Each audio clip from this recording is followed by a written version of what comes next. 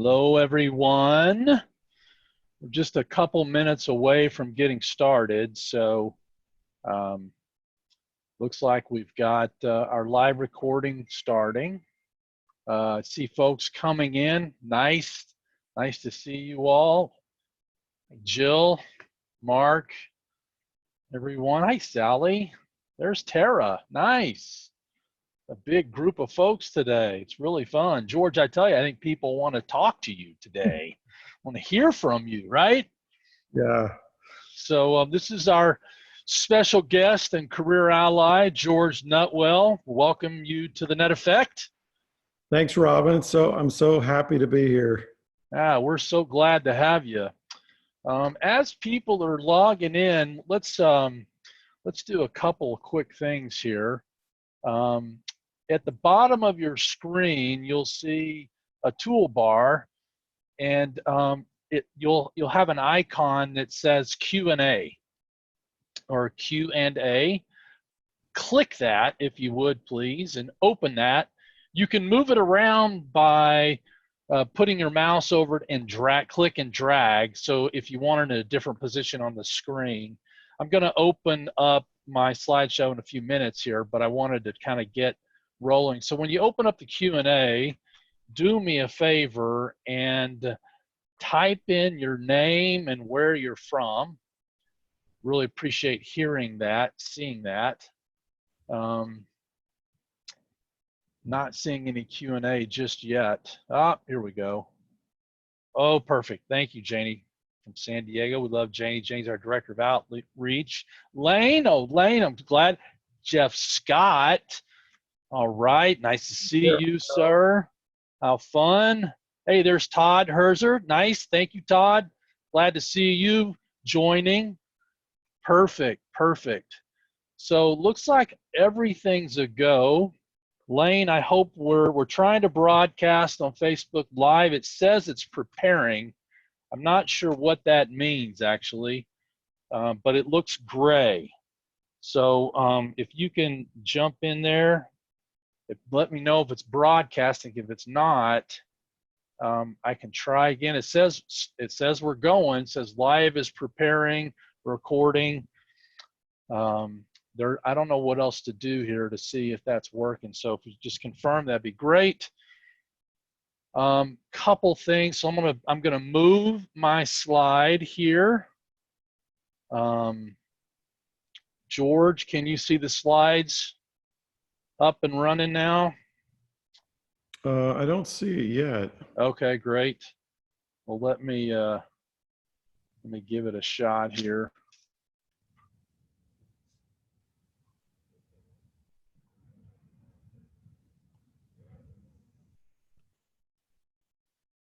Bear with me, you all. Appreciate that very much. One thing as we kind of get started here, make sure that you have downloaded the Zoom software.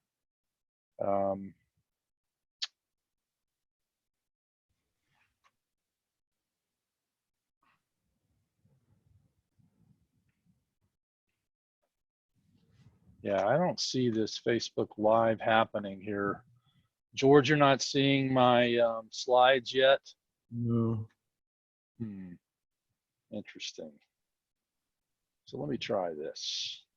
Get out of that.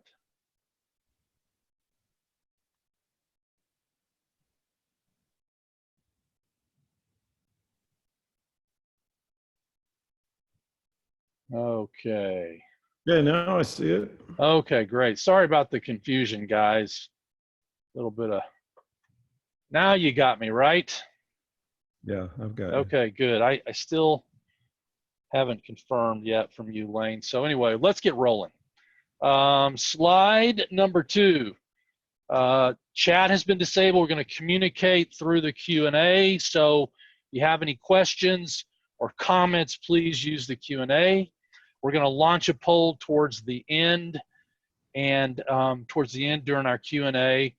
So let's get moving. I met George many moons ago on a hot August day in Elsa, Illinois, at a Principia College football camp.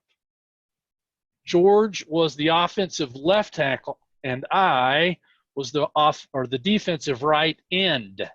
And we squared off against each other each and every day, and we've been close friends ever since. Sure. George has a wonderful background with the State Department, with law enforcement and security, and that part of the State Department, with many missions, creating a safe and secure environment for the conduct of foreign relations.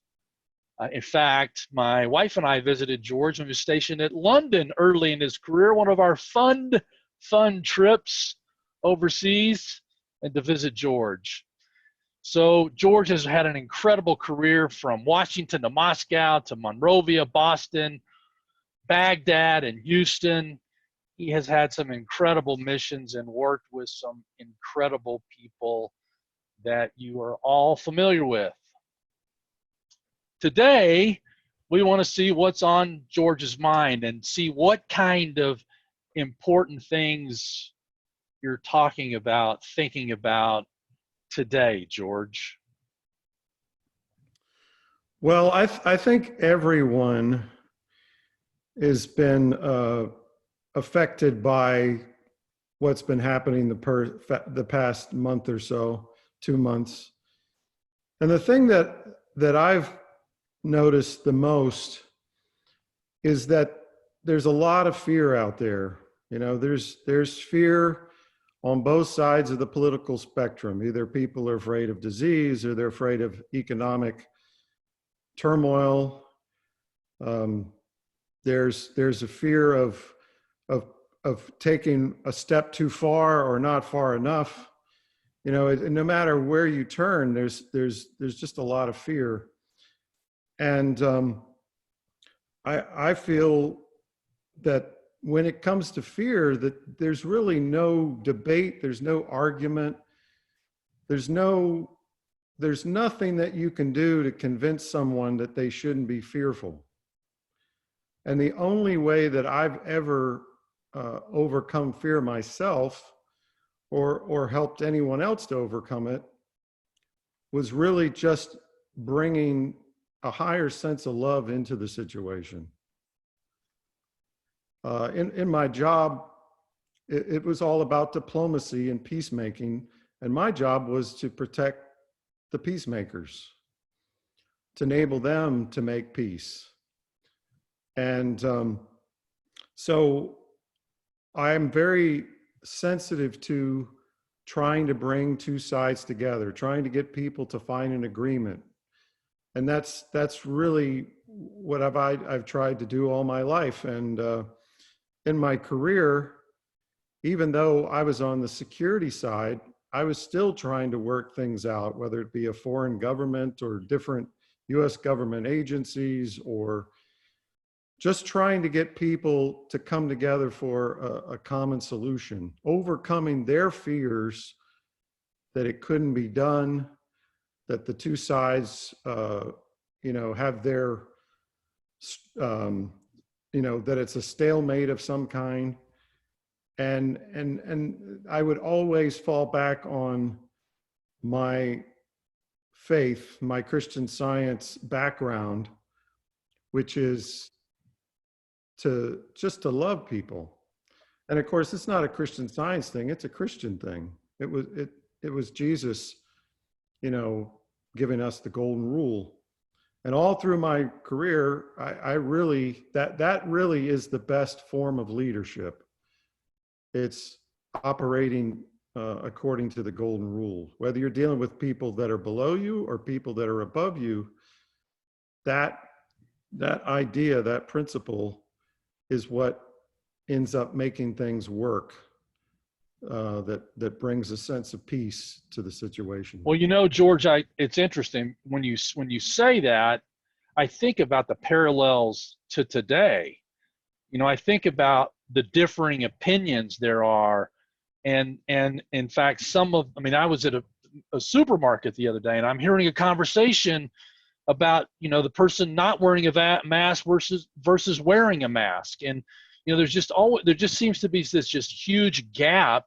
How do you bridge that? I mean, how do you think about that and help people go, well, here's a way to think about this? Well, of course, you've always got to think about others. You know, how do they perceive things? Um, you can't operate based on what you think about it. You really got to include others in that process. And when you take that step to think, okay, well, how do they feel, or what is their fear, or what is their concern? Well, then you're more apt to be able to act in a way or to say something which is helpful, that's calming. Um, I found that, and really all through my career, I was in environments where there was a lot of fear. There was a lot of fear about people's lives, and so I always leaned on just the simple ideas that, you know, we're all the image of God, and it doesn't matter what they believe or what they're afraid of. They're the image of God too. And I've had to deal with people that thought very different than I do. And I just got used to the fact that people think differently, but that doesn't make them any less the image of God.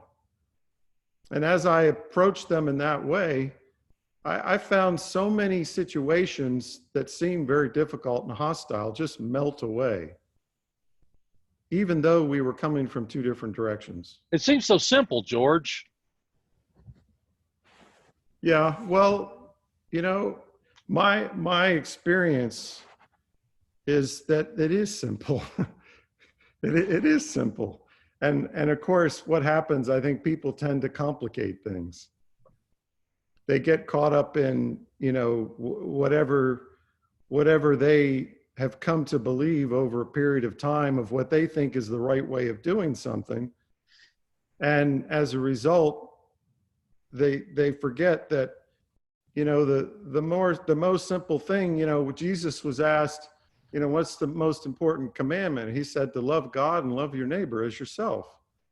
He said everything in the Bible hangs on that. And, you know, when I was in the prison ministry, you know, I was dealing with people of all different kinds of Christian faiths. I dealt with Muslims, I dealt with Jews, I dealt with atheists, I dealt with Satanists. Right.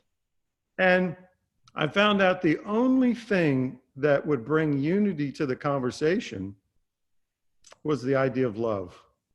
That was the only thing, because all those other theological, dogmatic discussions and debates, all they ended up was disagreements, arguments, anger.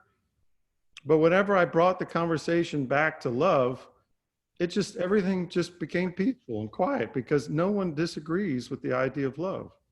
Can't argue with that. You really can't. Well, today we have students whose lives have been turned upside down. We have folks out there that have lost their job.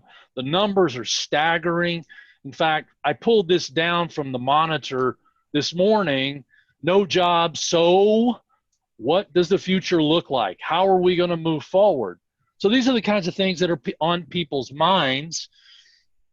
So how have you gotten through some of the challenges in your past that are relatable to today with respect to your career and facing different obstacles in your way? Well, I'll share a couple of instances. Although most of my career was in a environment where there was a lot of fear, but there's two things that come to mind. One, I was in a newly independent Soviet republic in Central Asia, and the crime there was just unbelievable. Really, people were afraid to go out after dark. They were even afraid in their houses. We had we had just, I mean, within 2 weeks of me arriving there, we had armed assaults on Americans and other Westerners.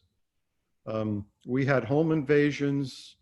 We had beatings, robberies, rapes on the street. We had a murder of an American. It was probably the scariest environment that I'd ever experienced, and there wasn't really seeming any answer to it. But I was doing all the things according to my job. I was meeting with the police. I was contributing where I could. I was bringing in experts from the U.S. I was sending local authorities back to the U.S., you know, to learn how to deal with the crime and, you know, all the different aspects of crime. I was briefing the Americans on how to be safe. I would go out at nighttime. We had patrols. I mean, we were doing everything humanly possible to try to create as safe an environment as we could.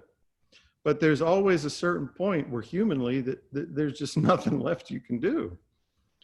And there was one gang in particular that was committing a number of the crimes against foreigners and Americans. And you know, the police force was developing. There was a lot of corruption, and there's a lot of inexperience as to how to deal with such things. And so it's something I would always bring prayer into the situation. You know, I would do everything humanly I could, but still I had a daily practice of prayer.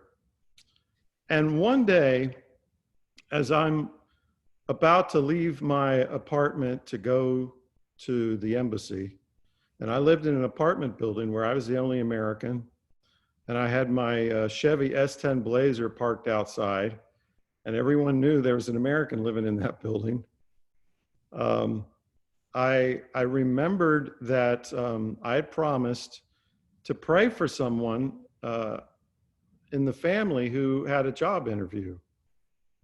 And so I went back to my living room and I sat down and I spent about a half hour praying for that person and praying that they would reflect the mind of God, and that they would know what to say and what to do, and, you know, that God would lead the way. And certainly knowing, you know, that one mind was in control of everything. And so that was about an additional 30 minutes. And then I went down, I got in my SUV and I went off to work. Later that day, the local police came to the embassy and said, "We have a report to share with you that's very important." And the report was that this gang that everyone had been looking for had targeted an American, and they were waiting outside his apartment building, and they had weapons, they had rope. There was 5 or 6 of them, and they were prepared to kidnap this American. And so at the bottom it said what the address was. Well, it was my address. They were preparing to kidnap me that day. But during that 30 minutes, because they had showed up to be there right as I would normally come out, during that 30 minutes, I was praying. One of the neighbors looked out, saw these guys sort of, you know, hanging around, and called the police. And in this country, that's really an unusual thing. First, that a neighbor actually would get involved in looking after their community that way. And then second, that they'd call the police. And third, that the police would actually show up. Well, today, I mean, that's kind of happening now, right? I mean, people, hey, you're out walking your dog, there's something happening. People are calling the cops, and right? And that's kind of happening now. So the police showed up. They detained them, took them to the police station, and they admitted to all the robberies and the assaults on Americans and Westerners, and they were put away for a long time. And so it's a good example where, you know, I tried a lot of things humanly uh, to help those guys get wrapped up. But the thing that did it was me sitting down and praying for my family member for 30 minutes.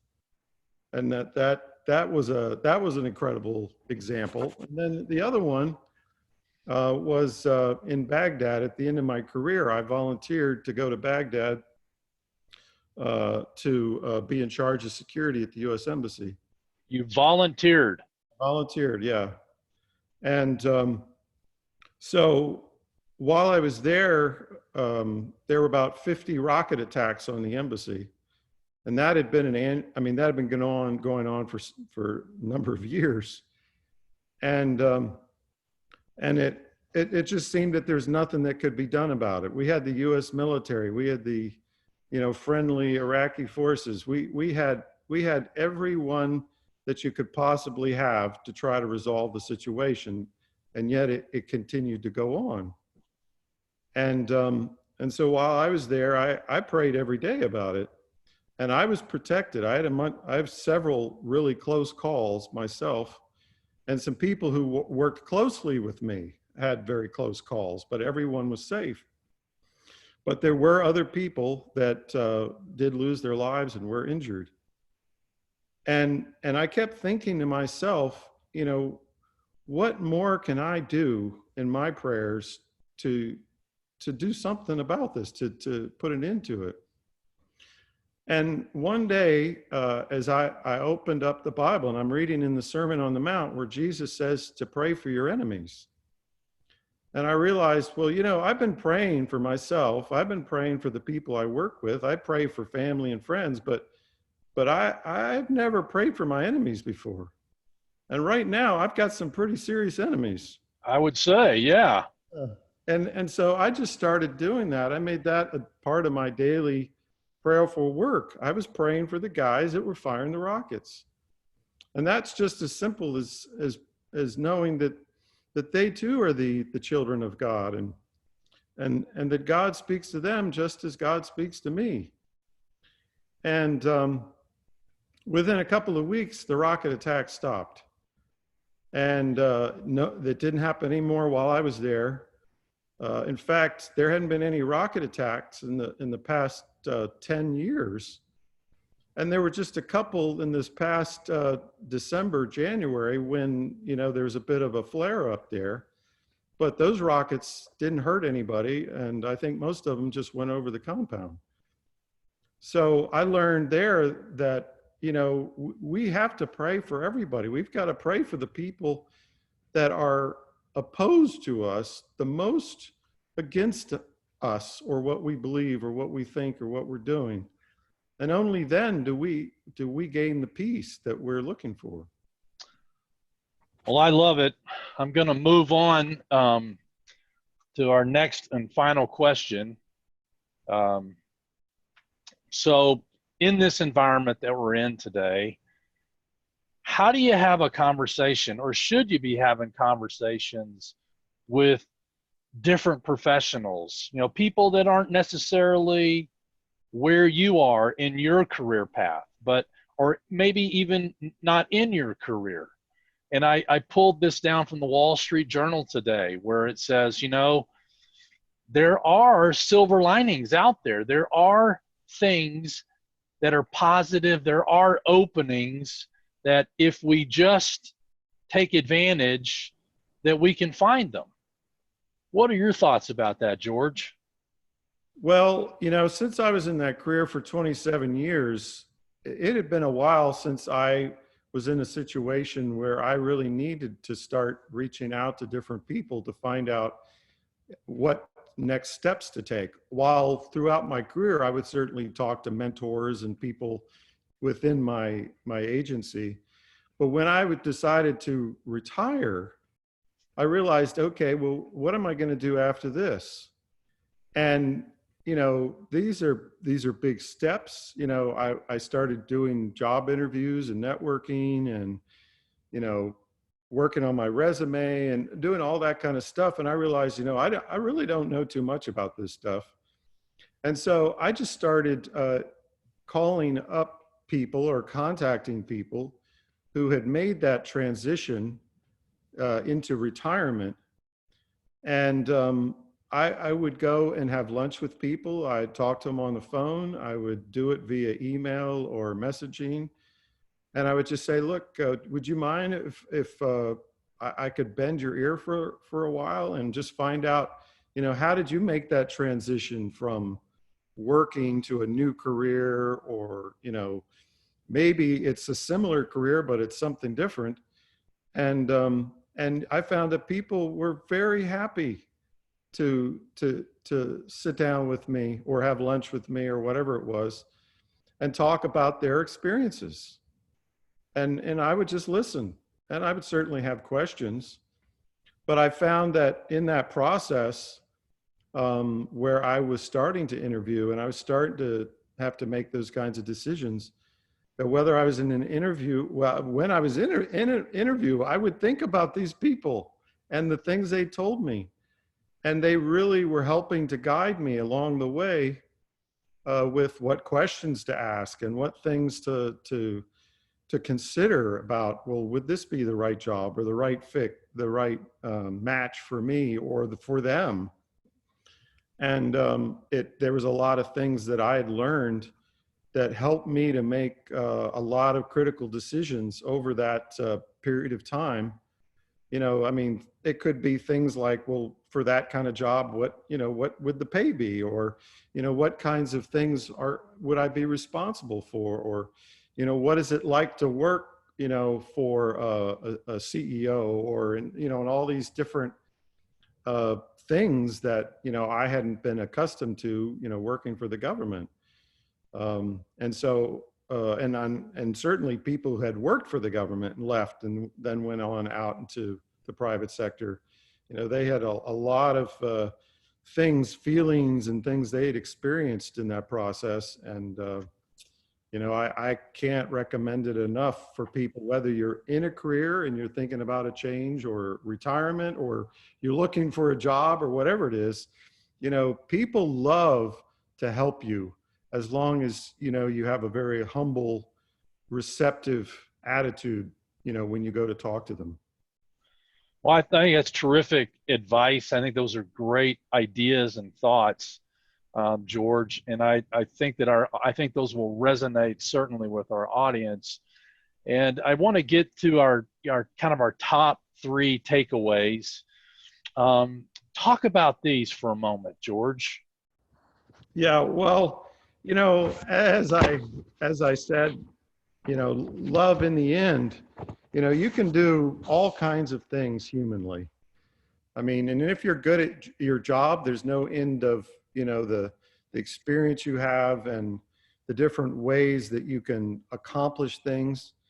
But often the only way is really to add more love into that situation, to the people you're dealing with, to the challenge, to the to your opposition, to whatever it is that you're dealing with, just add more love to that situation, and that's what's going to really enable you to overcome it.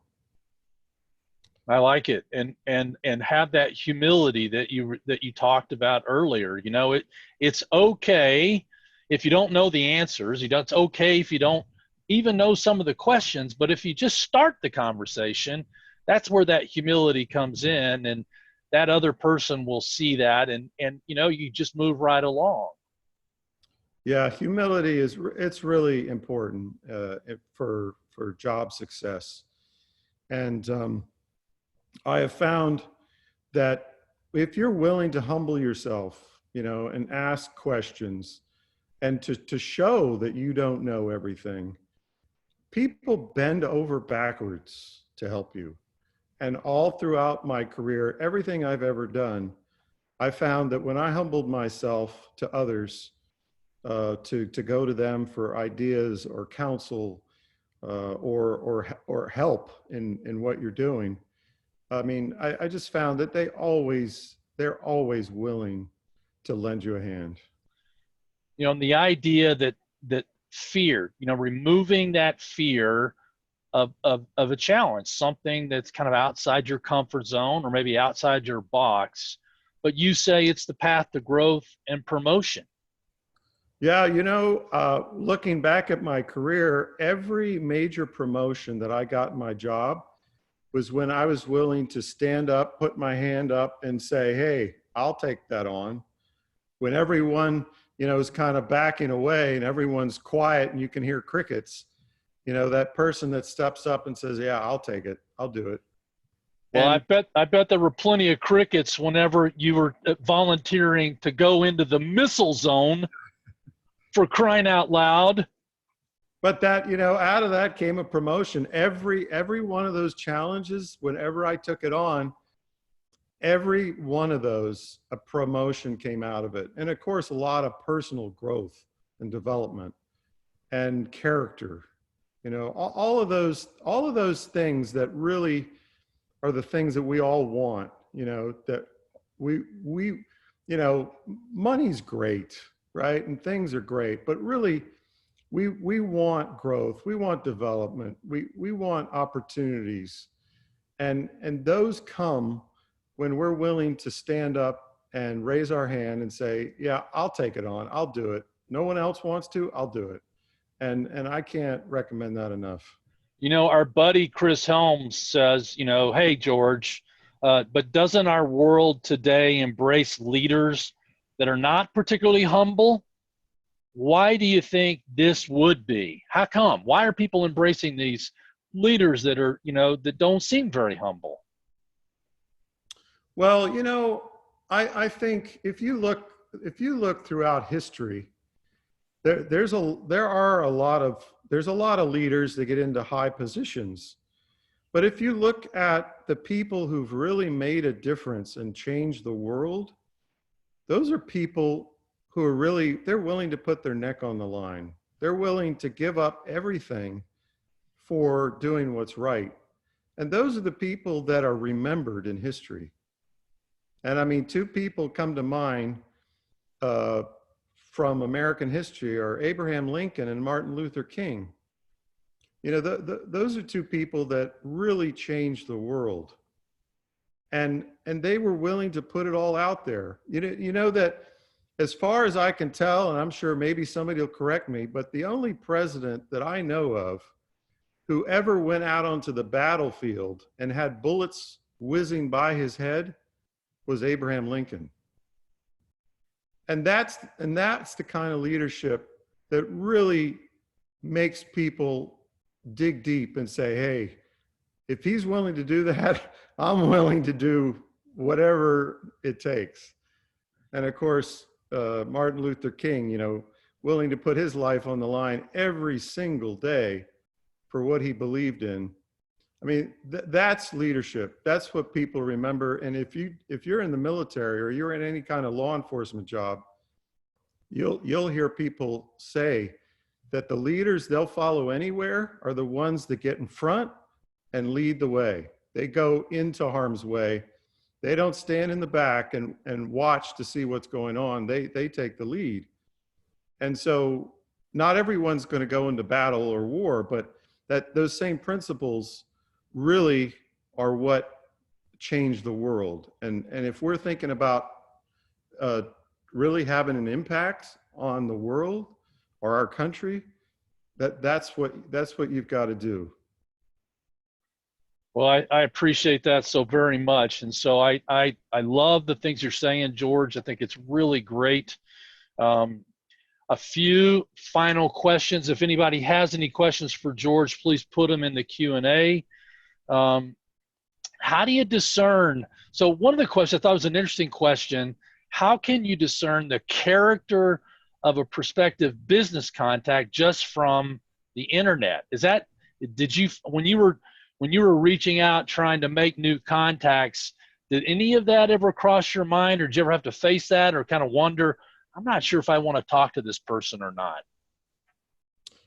Well, certainly, if they're respectful, if they're expressing that humility, like I talked about, I would say respect and humility are things that you can recognize. And I definitely can. I mean, I can feel that, whether even if it's, an electronic message, it's just something you can feel um, from their words and the way that they're addressing you or approaching you. And I think that that's a good sign of sincerity. I had a really, so this question's a little long, but let me just see if I can paraphrase it a little bit. So I have an independent artist who works with individuals from other countries, and working with all the different countries that you have, maybe you have some ideas here, but they're not allied, so they have different values and they do business differently, but they still, so how do you still remain faithful to the things that are important to you when you have all these different ideas? I mean, you mentioned a little bit about working in the prison with all the different faiths and different values. This person's asking, how do you stay true to yourself, even though the places, the people may have a different set of values? Well, that would come up because in my job, people wanted opportunities to come to the U.S. They wanted to do me favors so they could get visas and trips and just all kinds of things. When you work for the embassy, you find there's a whole lot of people out there that want to become your friend. And I always stuck to what the rules and the laws and my personal standard of principles and ethics. And I'm always looking to help people, but I had to help them within those, within those lanes. And I would find ways to help people. Maybe it wasn't the way they were looking for help, but I would still find a way to help them. And I think, and I would still be respected in the process. And sometimes I would just simply say, I can't do that. That's just not right. And if I was being respectful to them, they would accept that. They would understand that. Well, when you were making career changes, here's another question. Um, when you were making a career change, how did you go about timing? How did you think about why all of a sudden make this career change, or why volunteer for that? I mean, what advice do you give for someone looking to change careers right now? Well, I mean, there were different things that I was thinking about. A big part of it was family. And, because I'd spent a lot of years overseas, and my last overseas assignment was Baghdad, Iraq. And I certainly did a whole lot of self-reflecting during that time while I was there. And it really caused me to think about what is most important to me. And the two things that I thought about were my family and service to God. How do I serve God better? And in the end, during that, because I spent like 3 years networking, talking to people, I was really preparing to set myself up for a nice big private sector job after the government, because a lot of people in government do that. They have those opportunities. And in the end, I came to this conclusion that, well, the only way I can focus on family and try to serve God was basically I was going to retire, and I decided to do the chaplain work. Now, of course, you don't get paid for chaplain work. Well, I remember, George. I mean, it seemed like you were being offered jobs with some pretty high profile organizations then, and you were the one saying, okay, this is how much I want to make, and this is kind of where I would like, and and then you're saying you end up choosing a job that you're volunteering. Yeah, I had offers from a professional sports franchise and from oil companies to advise them on security issues. Mm-hmm. And in the end, I realized that really I needed to, a lot of times people say, I wanted to feed my soul. I, Right.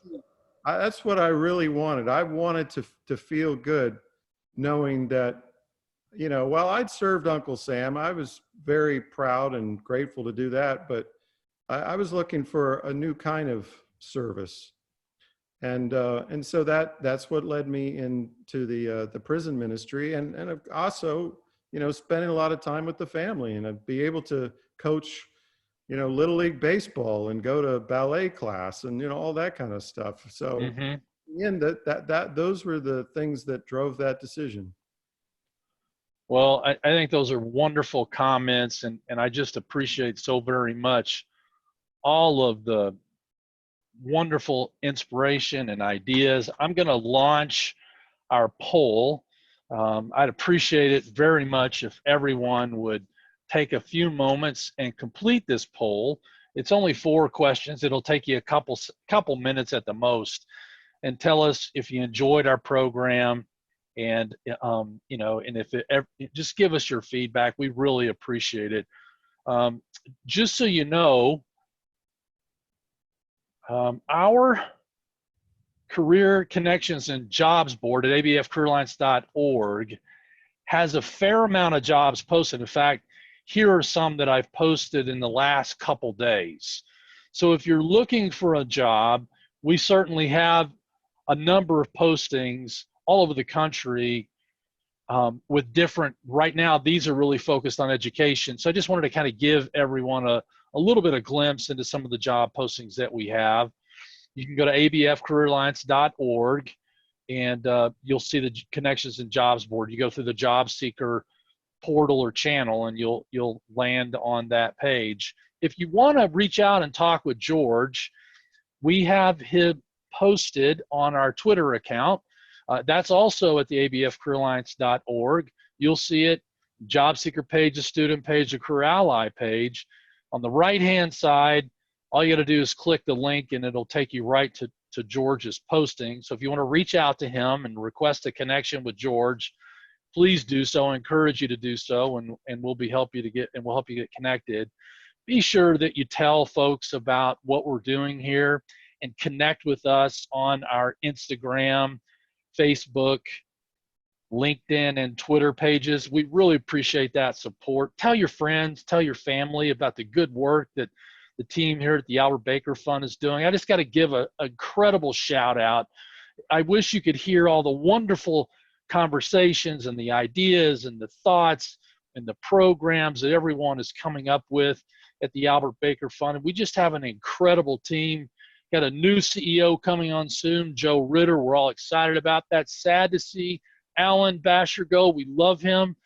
We wish him really well, but it's just a wonderful place to be right now. And George, we thank you so very much today for helping us think about this environment with an inspired perspective, Bible-based, real quality, good thinking. It's so needed today, and we just so appreciate you're willing to be a career ally. George has been with us from the very beginning. We just appreciate your support, and we thank everyone so much for everything, for being here. I'm going to shut down the poll, and I'm going to close out this wonderful episode 4 with our good buddy George, and say good day, good night, and thank you all for being here. Thank you, Robin, for everything you do. Thank you, George. We love you, man. Have a great day. All right. Take care. See you, brother. Bye.